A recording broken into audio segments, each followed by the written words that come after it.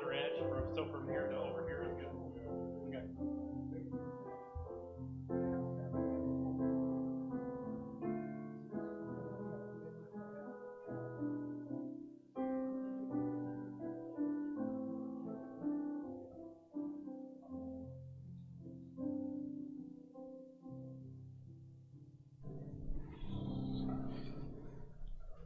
Thank you.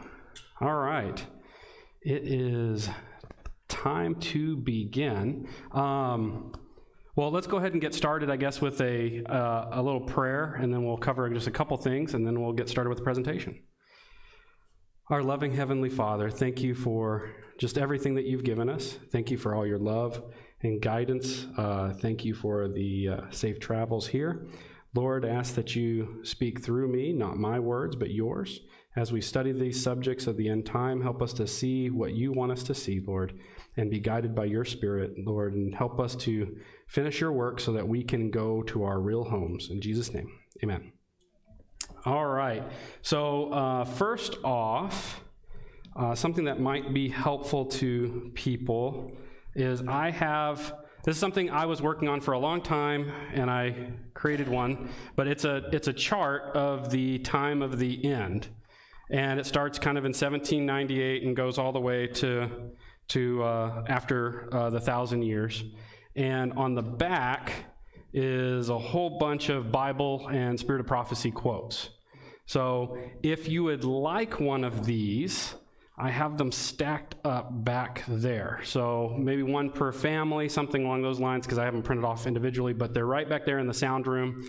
If you want any, you're welcome to have those.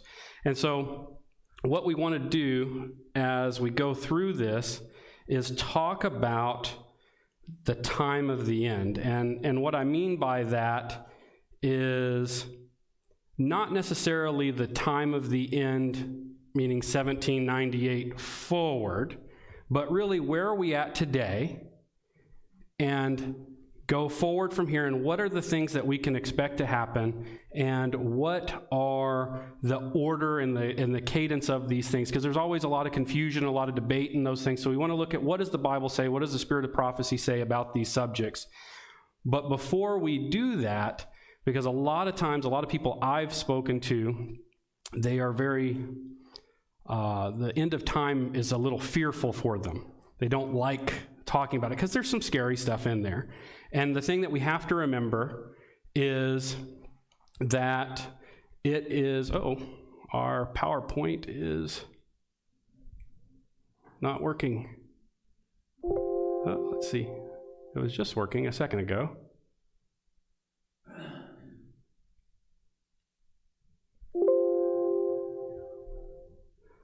No, it's on. I literally just tested it about 2 minutes. Oh, there it goes. All right.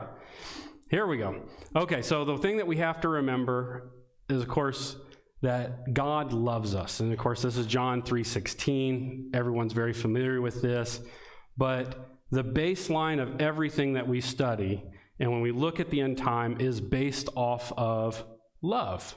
God's love for us. And you see that again in Revelation 14:6. This is the three angels' message, which kind of deals with our time. It says, I saw another angel fly in the midst of heaven, having the everlasting gospel, to preach unto them that dwell on the earth, to every nation and kindred and tongue and people. And of course, if you look at that, real interesting when you look at what is the everlasting gospel. Well, the next thing that you're going to hear from these angels is the everlasting gospel, because it says, hey, they have the everlasting gospel, and that gospel is fear God, worship him, his judgment has come. It's worship him who created the heavens and the earth, right? It's very reminiscent of the fourth commandment. And then you have get out of Babylon, and then all these terrible things will happen. And then when you go to Revelation 18:4-5, this is the loud cry of the third angel, but it says, come out of her, my people, that ye be not partakers of her sins, and ye receive not of her plagues, for her sins have reached into heaven, and God hath remembered her iniquity. So when we look at the end time events, these things that are being told to us are warning to get out, to escape those things. And these things are done through love. God loves us and is trying to help us escape these punishments that will happen in the world.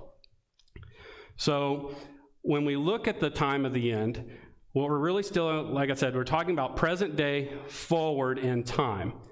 And just some baselines that we all kind of agree on. We've got a close of probation happens, and then you have the 7 last plagues. Okay, so this is our generic, and as we go through these series, we're going to fill in these blanks as we go. But before we do that, we have to deal with where we're at today.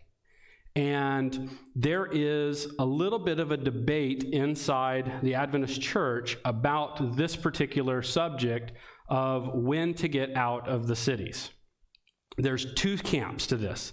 There's one camp that is the warning was to get out of the cities in 1800s, late 1800s, and then there's another camp that says, no, the time to get out of the large cities is when the Sunday law passes. Well, this is a big divide and takes us past our present day. So we've got to figure out which one of these is correct, because that has implications for us as how we need to live and what we need to do. So we need to look at these things. And when we look at the Bible, when it talks about the end time, which is commonly referred to as the day of the Lord, it talks about destruction in the cities. This is Zephaniah 1:14 through 16. It says, "The great day of the Lord is near. It is near. It hasteth greatly. Even the voice of the day of the Lord. The mighty man shall cry there bitterly. That day is a day of wrath, a day of trouble and distress, a day of wasteness and desolation, a day of darkness and gloominess, a day of clouds and thick darkness, a day of trumpet and alarm against fenced cities and against high towers." And then it continues on. The whole book is really end-time events.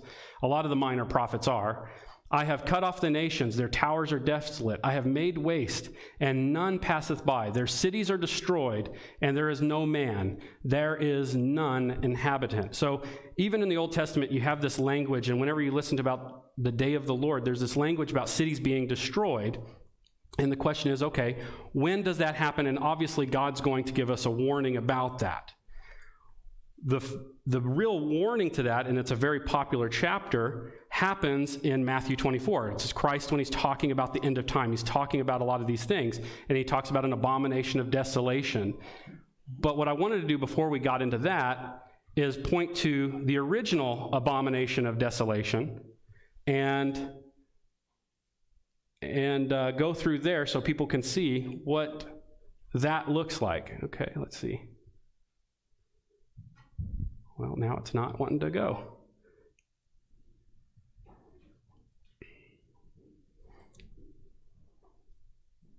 Let's try this again. Okay, there we go. Maybe. Can you go ahead one more? Just press the space bar. Oh, nope. Yeah, the other way.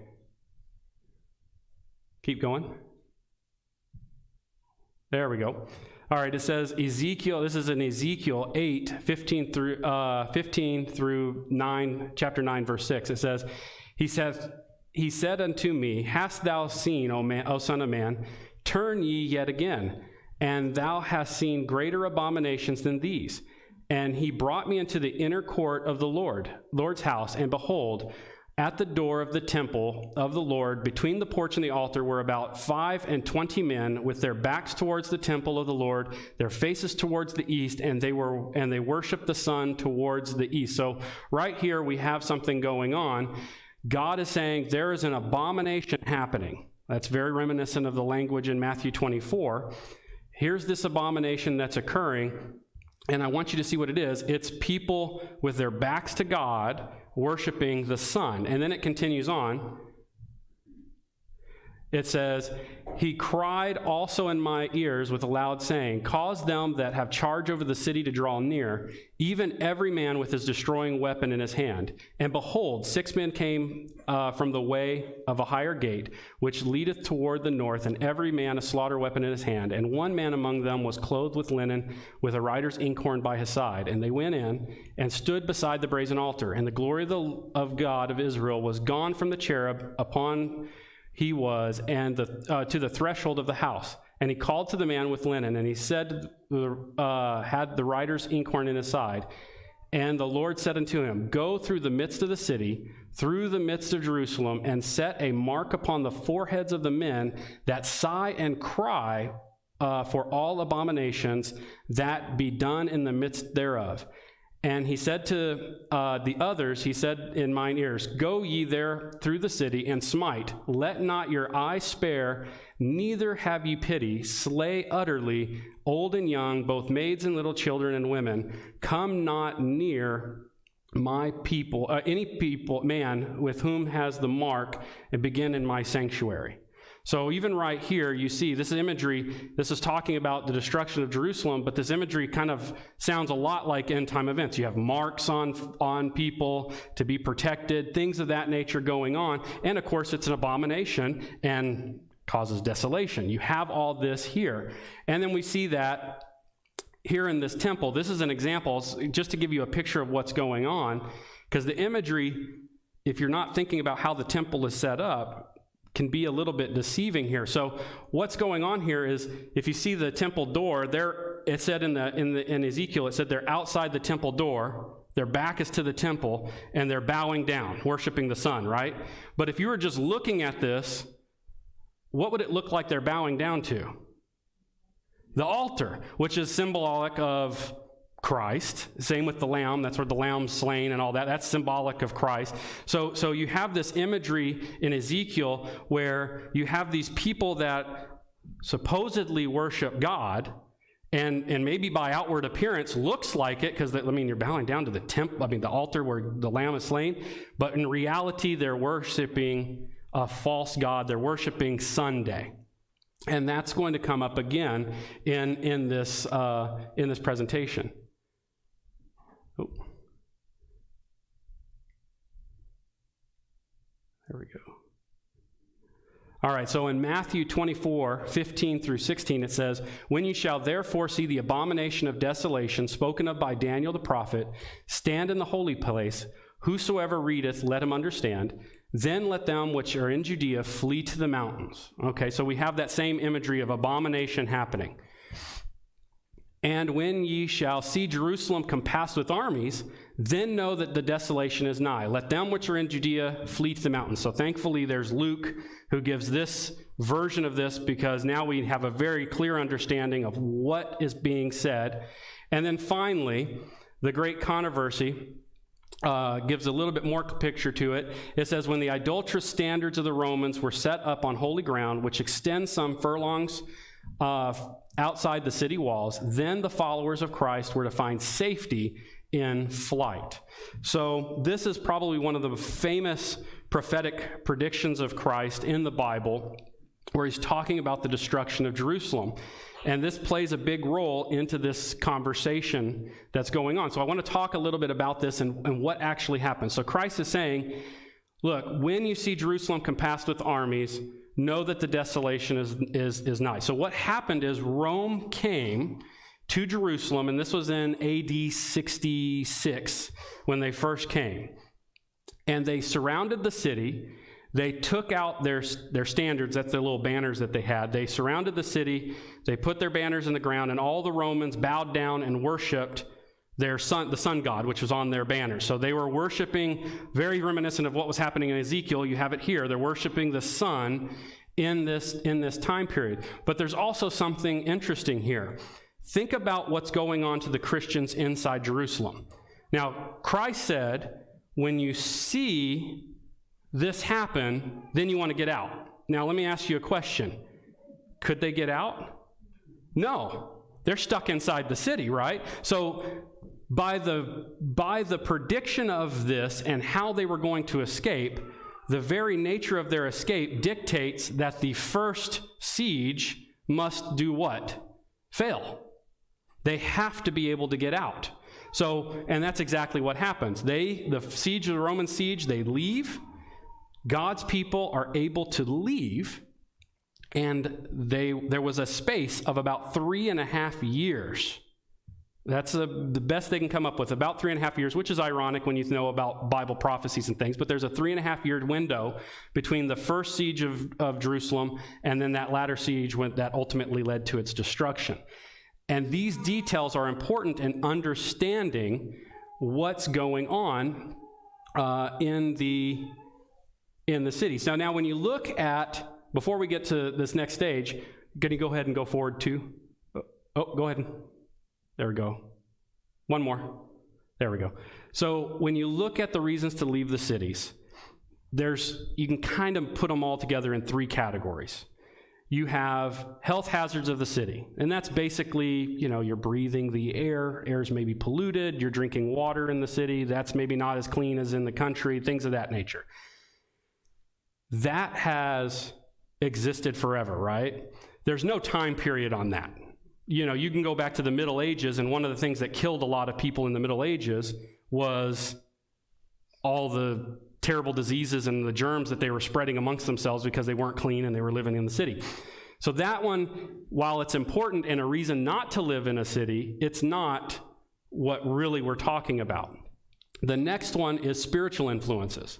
And this is simply when you're around a bunch of people that don't follow God, what is that going to have as an impact on you? You're going to be more likely to be swayed. Think of the story of Sodom and Gomorrah and Lot and his family. Same thing.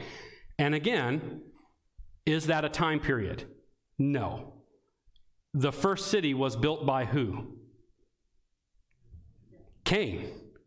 Cain was the builder of cities. God cursed him and said, yep, you're not going to be a farmer anymore. And Cain went and built a city. So he was the builder of cities. So a murderer is the inventor, if you will, of a city, on earth anyway. And you have numerous examples in the Bible of wicked cities, Nineveh, Sodom and Gomorrah, all these different cities. So this is not something that, while it's a reason not to live in a city, it's not necessarily the reason that we're looking for specifically. And then you see here, end time events.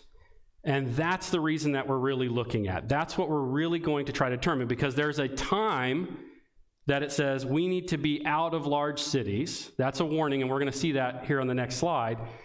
And we need to know, okay, there's some time when there's something going to change fundamentally where we need to start looking at that. So let's go ahead and dig into that and see what we can get. Okay, so this is the famous quote in Adventism that's used on the side to establish that, okay, it's the Sunday law is when you're supposed to get out of the cities. And it says right here, it says, as the siege of Jerusalem by the Roman armies was the signal for flight to the Judean Christians, so the assumption of power on the part of our nation in the decree enforcing the papal Sabbath will be a warning to us. It will then be time to leave the large cities, preparatory to leaving the smaller ones for retired homes in secluded places among the mountains. So first thing I want to deal with is I just want to separate this out in a little bit of a section. It says, okay, so we're looking at the siege in Rome, what happened in Jerusalem. That's our marker that we're kind of looking at. And then it says when this happens, that middle part happens, the next thing we're supposed to do is leave the large cities, preparatory, meaning at some point later on in the future, you'll want to leave the smaller ones too, for secluded homes or secluded places among the mountains. So when we look at this, there's two stages to this. So there's something that happens that means we need to get out of large cities, but it's still okay to live in smaller cities. And then something else is going to change that pushes us to leave even further. So we're going to dive into that. But we also want to look at this a little bit more carefully, because then when you look at some of these things in the spirit of prophecy, and you'll see it, sometimes different quotes can seem to conflict, right? And just like in the Bible, you can read one quote here and one quote here, and sometimes you're like, well, okay, this doesn't make sense.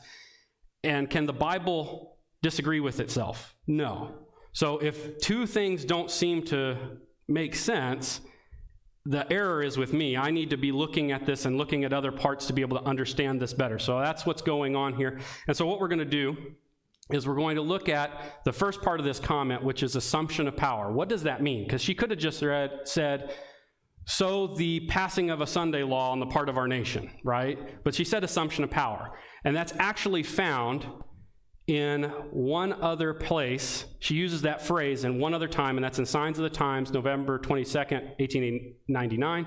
And she says, there must be no assumption of power on the part of God's chosen people. Those who take their orders from Christ must not seek to compel others to obey the law of Jehovah. So the assumption of power is not necessarily a passing of a law. It can be, obviously. Obviously, if you pass a law, that's seeking to compel someone. Absolutely. But it's also just seeking to compel. Well, if you're attempting to do it, that's seeking to compel as well. So it kind of can muddy this water here. This doesn't mean exactly for sure that it's a passing of a Sunday law. It could mean something else. And so the next thing, go ahead and click it again. The next thing we're going to look at is the decree. She says that. You can go ahead and go forward. Notice what it says here, Testimonies to Ministers. She says, in the very time in which we live, the Lord has called his people and has given them a message to bear. He has called them to expose the wickedness of man, of sin, who has made the Sunday law a distinctive power, who has thought to change times and laws, oppress the people of God who stand firmly to honor him by keeping the only true Sabbath, the Sabbath of creation, as holy unto the Lord. So here we have a quote, 1903, there's not a Sunday law, but she's referencing it as its present tense. Here's another one. We should now be doing our very best to defeat this Sunday law. The very best way to do this will be to lift up the law of God and to make it stand forth in all its sacredness. This must be done if truth triumphs. So again, she's using the Sunday law, but it hasn't happened yet. Sometimes she does this in this language. Okay, so then it says, it will then be time. So whenever this happens, there's going to be a time when it's necessary to leave. It would be nice if she would say it. And she says in manuscripts 50, 1903, it says, the time has come. When God's people open the way, families should move out of the cities. The children should be taken into the country. The parents should get a suitable place as their means allow. So now this water has gotten kind of muddy, right? We've got on this one side, we've got this quote that you could say absolutely means passing a Sunday law. Could mean attempting a Sunday law, but you can't be for sure. But then you've got this where she says, the time has come. Okay, well, what's right? We need to dig further and see, what does this mean? Okay, it says, in the future, cities will certainly feel the terrible results of earthquakes and fires. Cities will be destroyed by flood, by lightning. Out of the cities is my message for at this time. Okay, now this gets a little bit more problematic if you're looking at Sunday law as the time to pass, to get out of the cities, because these events are not health, they're not spiritual, these are end-time events. This is clear end-time language, and then notice the last sentence there, out of the cities is my message. So she's saying, look, at her time, when she wrote this, it's time to get out of these cities at that point in time. So that creates it a little bit more. Okay, so notice this. It says, the Protestant world has set up an idol Sabbath in the place where God's Sabbath should be, and they are treading in the footsteps of the papacy. For this reason, I see the necessity of God's people moving out of the cities into retired places where they may cultivate the land and raise their own produce. Thus, they may bring their children up with simple, helpful habits. I see the necessity of making haste to get all things ready for the crisis. So notice the language here. You have Protestant world has already set up an idol Sabbath. She's saying it's already happened. And then she says, for that reason, which is the reason that she mentioned at the very beginning, we need to get out of the cities into retired country places and start to, it says, raise your own produce. That means maybe a little bit more self-sufficient, things of that nature. Well, that starts to create a little more doubt on this side of the equation when you're saying, okay, I can wait for a Sunday law, because she's saying this stuff then. So let's look a little bit further. We must now show the world that we recognize the events that are taking place in the connection with the national reform movement, the fulfillment of prophecy. That which we have for the last 30 or 40 years proclaimed would come is now here. And the trumpet of every watchman upon the walls of Zion should raise alarm. So just to fill you in on this, in 1880, the very end of 1888, there was a person in government called Blair, and he attempted to pass a national Sunday law. There was already on the books state Sunday laws varying at different places. Matter of fact, if you look up and you go through Adventist history and look up pictures, you can actually find Adventist pastors on chain gangs breaking up boulders because they were locked up because they worked on Sunday in some random state somewhere. And so this senator wanted to make that a national thing. And she's writing this at this time, and she says, look, we need to see, in the National Reform Movement, that was an organization trying to help push the Sunday law, so just so you know. That actually still exists today. That group still exists. It says, she's saying, look, prophecy has been fulfilled, and every trumpet of every watchman on the walls of Zion need to raise alarm. Well, doesn't that have imagery of Jerusalem? Zion is another word for Jerusalem. And the Roman armies approaching the city, and they're raising the alarm. They're blowing their trumpets, warning of an impending disaster coming, an approaching army. And then also, she says, the fulfillment of prophecy.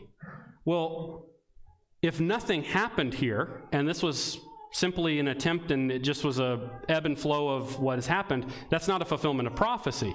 So this creates more problem. Okay, and so we look at it. This is another quote, Manuscripts Release, Volume 10, 275. This is written in 1897. It says, the pressure of the Sunday law has come and is coming. We can see that which we have been talking about for the last 35 years, this law causing the Sunday to be exalted, making human inventions take the place of God's holy day, is now being fulfilled. Now, I underline that has come and is coming to get your minds thinking back to, again, what is our example? Because she says, just like it was in Jerusalem, that's what it's going to be like here. And what happened in Jerusalem? Well, you had this first failure of a siege. Then you had the second siege that actually did the damage and destroyed Jerusalem. And she's giving that same language, has come, is coming. And she's talking about these things in a present tense. Again, giving us that indication. So we've got to really look at these things and make a clear understanding what is going on. And she does it again. Says the decree enforcing the worship of this day is to go forth to all the world. In a limited degree, it has already gone forth. In several places, the civil power is speaking with the voice of a dragon, just as the heathen king spoke to the Hebrew captives. So we have that same imagery of that two phases. It's going to go forth, but in a limited degree, it's already happened. And so we see that again. Now notice this. Before, this is found Patriarchs and Prophets, page 166. It says, before the destruction of Sodom, God sent a message to Lot, escape for thy life. Look not behind thee, neither stay in all the plain. Escape to the mountains, lest ye be consumed. The same voice of warning was heard by the disciples of Christ before the destruction of Jerusalem. When ye shall see Jerusalem compassed with armies, know that the desolation is nigh. Let them which are in Judea flee to the mountains. They must not tarry to secure anything from their possessions, but must make the most of the opportunity to escape. There was a coming out, a decided separation from the wicked, and escape for life. So it was in the days of Noah, so with Lot, so with the disciples prior to the destruction of Jerusalem, and so it will be in the last days. Again, the voice of God is heard in a message of warning, bidding his people to separate themselves from the prevailing iniquity. So notice what's happening here. She's saying, God sent a message to Lot to escape. The same voice that warned Lot warned about the destruction of Jerusalem. And then she says, look, here, at the very end of time, that same voice that warned those other two are going to say the exact same thing. You need to get out, right? Notice what happens here in the next quote. I could not sleep past 2 o'clock this morning. During the night season, I was in council. I was pleading with some families to avail themselves of God's appointed means and get away from the cities to save their children. So notice this, the context of this is getting out of cities. The angel of mercy hurried Lot and his wife and daughters by taking hold of their hands. Had Lot hastened as the Lord desired him to, his wife would not have become a pillar of salt. Lot had too much of the lingering spirit. Let us not be like him. The same voice, emphasis here, the same voice that warned Lot to lead Sodom bids us come out from among them and be ye separate. That sounds an awful lot like that previous quote. And touch not the unclean. Those who obey this warning will find a refuge. Let every man be wide awake for himself and try to save his family. Let him gird himself for the work. God will reveal point to point what to do next. So notice what's happening. The previous quote, it says, look, God says the same voice is going to say, get out and leave. And here she's talking about getting out of the cities, and she's saying, look, the same voice that's warning Lot is bidding us in her day to get out. So you have this repetition, this thought process of leaving again. And let's look here. It says, last day events, page 129, Satan puts his interpretations on events, and they think, as he would have them, that the calamities which fill the land are the result of Sunday breaking. Thinking to appease the wrath of God, these influential men make laws enforcing Sunday observance. So think about the cadence of this. What's happening? How do the Sunday laws get passed? They get passed because, one, Satan has them deceived, because it says the people think, as Satan would have them, that calamities which fill the land are the result of Sunday breaking. So you have this little package here. There's going to be disasters in the land. Those disasters are going to be blamed on God's people because of Sunday sacredness violation, and that creates the movement for the Sunday observance. Well, now here's a problem. If I'm in this camp where I'm thinking, okay, 1889, when the attempt happened, that's the time to get out, this is no problem for me because I've already listened and I'm not doing that. But if I'm over here on this side, this creates an issue. If I'm supposed to wait until the Sunday law is passed to do this, what's happened already? Well, it says there's destruction in all the land, and it says Satan's deceiving the people somehow, and we'll get into more of that later. But there's already destruction in the land, so that creates a problem for me. If I'm in this camp, this is going to be an issue. Notice what it says here in Revelation. How are they deceived? This is Revelation 13, 13, and 14. It says, And he doeth great wonders, so that he maketh fire come down from heaven on the earth in the sight of men. And he deceiveth them that dwell on the earth by means of those miracles, which he had power to do in the sight of the beast, saying to them that dwell on the earth, that they should make an image to the beast, which had the wound by the sword and did live. Okay, so we know, and I'm not going through this because this is different from this presentation, the image to the beast is the enforcement of religious laws and dictates by the government. Big one would be the Sunday law. And so we have that. But notice what happens. How did they do this? Why did the governments of the world cede power to a religious authority? I mean, because how many people have witnessed a politician give up power in their lifetime? Not a common experience, right? Typically that just doesn't happen. But for some reason, all the politicians are going to cede power to religion because it says that they're going to make an image to the beast, which that's what that is. But why are they doing it? Notice what it says. It says, he makes fire come down from the earth in the sight of men, and deceiveth them that dwell on the earth by means of those miracles. Those miracles. This is spiritualism happening.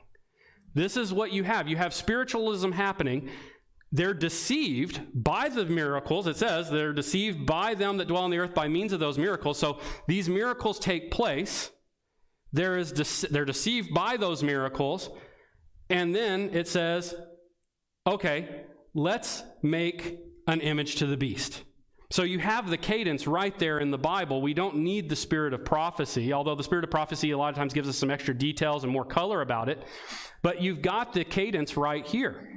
You've got massive spiritualism going on, which would explain why Satan is able to put interpretation on events, right? Because we've had disasters. And outside of maybe a minister here or there that says, oh, this is the end, this is God's punishment on us, most everyone accepts a disaster as what? It's just a disaster. It's one of a random things that happens. There's not an issue here. But for some reason, these disasters at the end of time take a religious connotation, and it's because they're deceived by Satan, and you find that right there in Revelation. That's how these things happen. Notice this, it says, he required everyone, small and great, rich and poor, free and slave, to be given a mark on their right hand or forehead, that no one could buy or sell without that mark, that which was either the name of the beast or the number representing his name. So this is the continuation of Revelation 13, and they've got this mark. You can't buy or sell. That's part of the normal Sunday law stuff that we're all familiar with. And notice what she says here, Manuscripts Release, Volume 21, page 90. Again and again, the Lord has instructed that our people are to take their families away from the cities into the country where they can raise their own provisions, for in the future, the problem of buying and selling will be a very serious one. Okay, so part of moving into the country is to raise your own provisions, and that's going to help me with buying and selling. Have I ever seen buying and selling before in the Bible? Oh yeah, I have. This is part of this Sunday law stuff. Well, if you look up provisions and where she's talking about that, she's talking about having a garden and fruit trees and things of that nature, just so you know. Let me put myself on this camp over here. And before I studied this, I was over here because of that first quote. This is very problematic. If I have a Sunday law as my time to get out, I've got to get out, buy land, and then start a garden, plant fruit trees, which tend to take a while to grow, and that's going to help me with the no buy, no sell.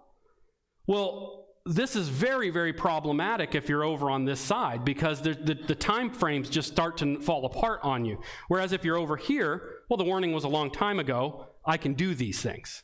And so this creates a lot of issue on that side. So let's look at another thing. It says, the Lord calls for his people to locate away from the cities, for in such hour as you think not, fire and brimstone will be rained down from heaven upon these cities. Proportionate to their sins will be their visitation. When one city is destroyed, let not our people regard this matter as a light affair, and think that they may, if favorable opportunity offers, build themselves homes in that same destroyed city. Okay? And this is found in Manuscripts Release 21, page 90. So we got to dissect this a little bit, because this is, when I read this for the first time, I really started thinking about it. This was just amazing to me, because when you look at this, notice what's happening. There's a cadence here. It says, we need to locate away from the cities, and it's saying already, right? This is another present tense example of getting out of the cities way back then. Don't want to pass that up.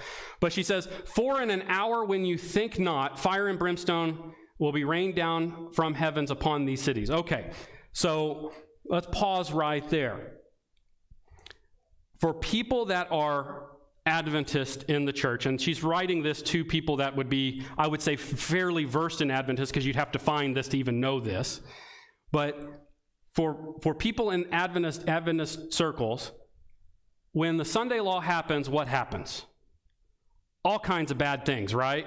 You've got the famous quote, national Sunday law brings national ruin, right? So there's lots of destruction, lots of things going on after the Sunday law. I'm personally not going to be surprised if a city gets destroyed post-Sunday law. Is anyone going to be surprised at that? No. Not really. But this says, in an hour when I think not, it's going to be destroyed. So I'm not. The people that read this, we're going to be unexpected. This is a shock to us. Well, post-Sunday law, that doesn't make sense at all. And then notice what else happens here. It says, don't let this matter as light affair, and think that you may, if favorable opportunity offers, build yourselves homes in that same destroyed city. Well, that's different than going out into the country and moving away. It's saying, look, when a city gets hit by fire and brimstone, and I don't know about you, but fire and brimstone destroying a city is fairly unique. don't think that you can go and get land on the cheap and build yourself a house in a city, okay? And you have to think that through.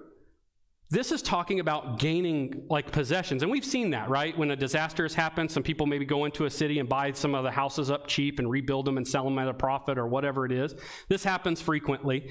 But what she's saying, and that's the warning that she's saying, look, don't go into a city and buy some property and build you a house. Well, there's a couple problems with this. If this is post no buy, no sell, you can't buy land and you can't build a house because you can't buy anything to do any of that. So this has to occur prior to that. And then just the logic of it makes no sense post-Sunday law. Imagine a husband and wife sitting together and they're having a discussion with each other, and I'll pick on a random city. San Francisco gets hit by fire and brimstone, okay? Post-Sunday law. Darling, did you see the news? Yes, fire and brimstone. San Francisco got destroyed. You know, I think we could get some land on the cheap there, and I've always wanted to live in the Bay Area. And then the wife says, yeah, but dear, I mean, the Sunday law has happened. Oh, I know it's happened, but, you know, we've got a little bit of time before the no buy, no sell. We can build us a house and have this, you know, this makes no sense. But where would it make sense is if you're looking at it in a pre-Sunday law environment, because you have a destruction. And, I mean, this is a unique destruction, but she's saying, look, when this happens, don't take that as a light affair. In other words, don't chalk this up to just a random occurrence. This is something that has to occur prior to the Sunday law for this to make sense. And then I came across some other things here. This is Testimonies for the Church, Volume 9, page 28. It says, I saw an immense ball of fire fall among some beautiful mansions, causing their destruction. I heard someone say, we knew the judgments of God were coming upon the earth, but we did not know that they would come so soon. Others, agonized voices said, you knew? Why did you not tell us? We did not know. On every side, I heard similar words of reproach spoken. Okay, so I don't know about you, but balls of fire sound an awful lot like fire and brimstone. And then notice what's happening. You have one group of people, which doesn't tell us who these are yet, but it says they knew that these judgments of God were going to come, but they're what? They're surprised that it happened so soon. Doesn't that sound like that previous quote when it says that it's going to happen, but your time when you don't expect it, it's going to occur? And these other people say, well, you knew this and you didn't tell us. So it's interesting here, but there's not enough here to really build off of. It's just cause to think about. But notice what happens here. This is, well, in the last 2 years released, so the Ellen White estate has finally released all of the letters and things that she wrote. And this is, the next things that you're going to see are some of the things that were released from that.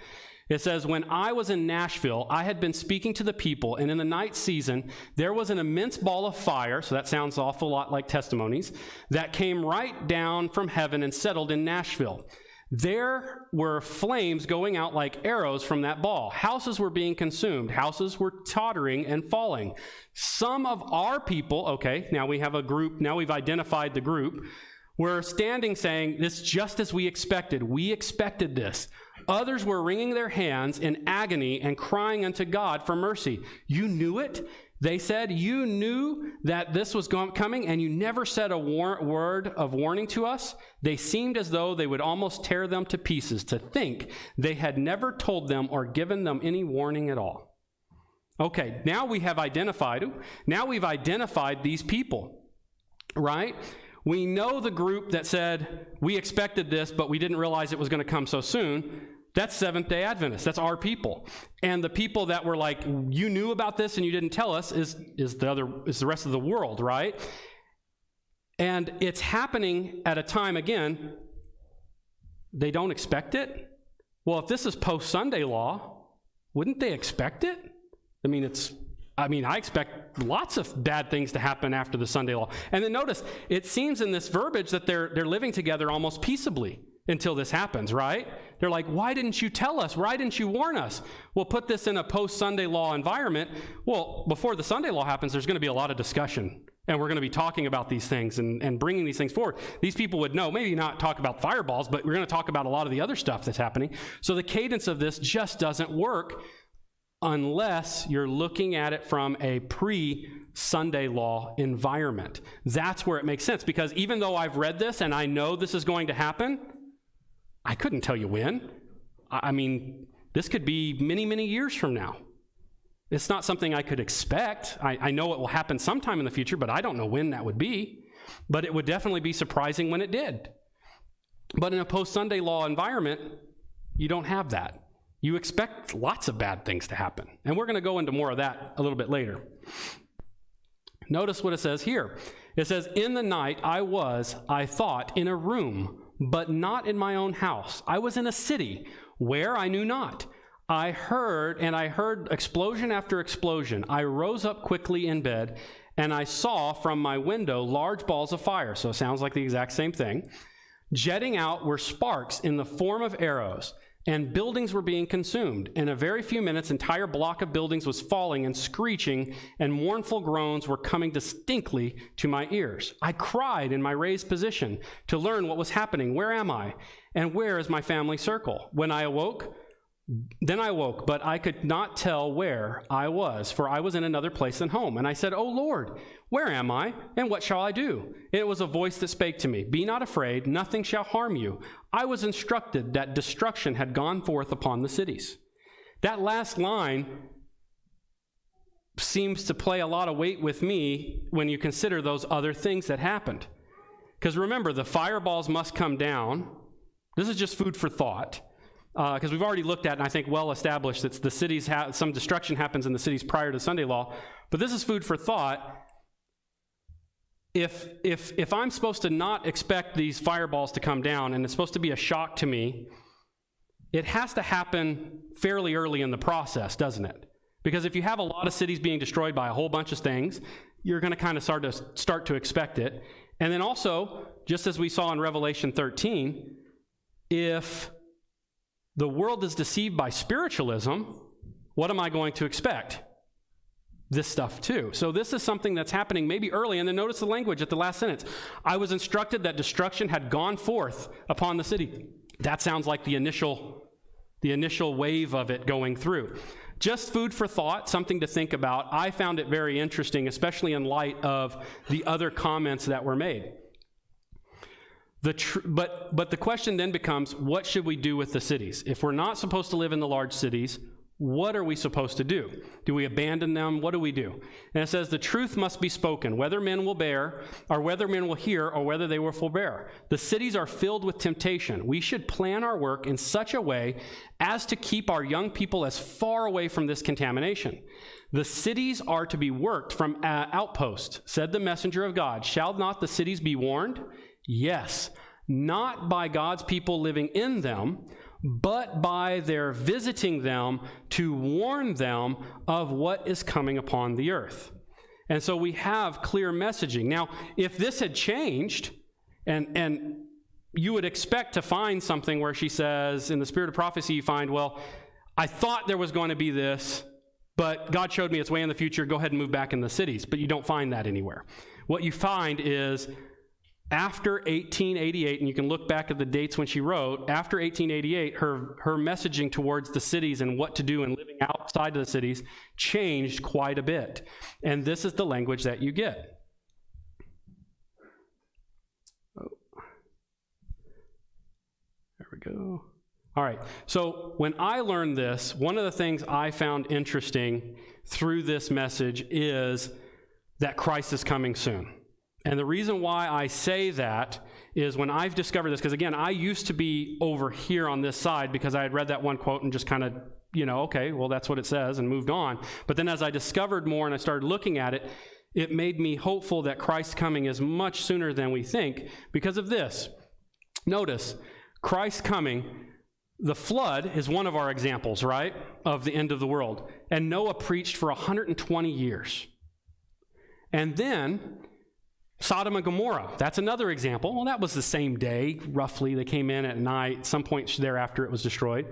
And then you have the destruction of Jerusalem. It was 3.5 years. From the initial sign when they could get out to the actual destruction, 3.5 years. And in our day, you have the get out of the cities. We are approximately 132 years from that message. And the reason is God is being loving for us to have time to be able to move and get ourselves straightened out, because when these things occur, when that destruction takes place, and in the next meeting we're going to talk about that more in detail. This is just more about the timing, not the actual what happens. Right after this we'll do the other meeting, and that's going to go into what is actually going to happen in the cities. And it's about love. He's giving us this time for us Laodiceans to wake up to get ourselves in the right place. So with that, this presentation is over, and I want to just close with a word of prayer, and then I'll be up here if anyone has any questions. I'll answer. We'll take what do you guys want? Maybe about a 15-minute break, and then we'll do the next. So we'll do 15-minute break, and then we'll do the next presentation. Our loving Heavenly Father, thank you for all your wonderful blessings. Thank you for opening up your word to us. Thank you for just the repetition and all the examples, so that we can get what you want us to know clear in our minds. And just be with us as we continue to